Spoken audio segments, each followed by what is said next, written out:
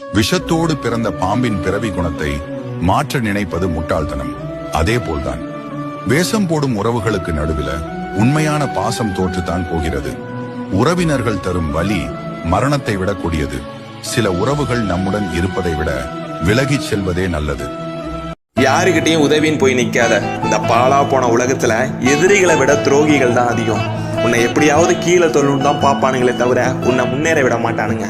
கடவுள் உனக்கு ஒரு திறமை கொடுத்துருக்காரு, அதை வச்சு உனக்கு என்ன தெரியுமோ அதை பண்ணு. அடுத்தவன் உதவுவான் நீ காத்திருந்தா சிலந்தி வலை இருக்குல்ல, அதுல பூச்சி சிக்குனா எப்படி இருக்கும்? வரவே முடியாது. அதே மாதிரி தான் நீயும் சிக்கி சீரழிஞ்சு செத்துருவ. அதனால உன் திறமையை நீ நம்பு, அதுக்கான உழைப்பை நீ போடு. அந்த இமயமலையே உனக்கு வழி சொல்லும். இந்த வாழ்க்கை எனக்கு நிறைய விஷயங்களை கற்றுக் கொடுத்துருக்கு. வலினா என்ன, தனிமைனா என்ன, வேதனைனா என்ன, பயம்னா என்ன, இப்படின்னு நிறைய விஷயங்களை எனக்கு கற்றுக் கொடுத்துருக்கு. ஆனால் நான் என்றைக்குமே இதெல்லாம் நினச்சி வருத்தப்பட்டது கிடையாது. ஏன்னா இதில் ஒரு விஷயம் என் வாழ்க்கையில் இல்லைனாலும் கூட இன்னைக்கு சாதிக்கணும்னு ஒரு எண்ணம் எனக்கு வந்திருக்காது.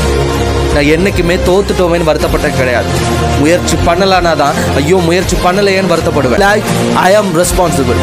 500 நோட்ல காந்தி சிரிக்கிறார், 100 நோட்லயும் காந்தி சிரிக்கிறார், 50 நோட்லயும் காந்தி சிரிக்கிறார், 10 நோட்லயும் காந்தி சிரிக்கிறார். நாம தான் நோட்டுக்கு தகுந்தபடி சிரிக்கிறோம். கண்டு விட்ட புலி கூட புல்ல தின்னும் கலிகாலமாச்சுதழி கண்மணி.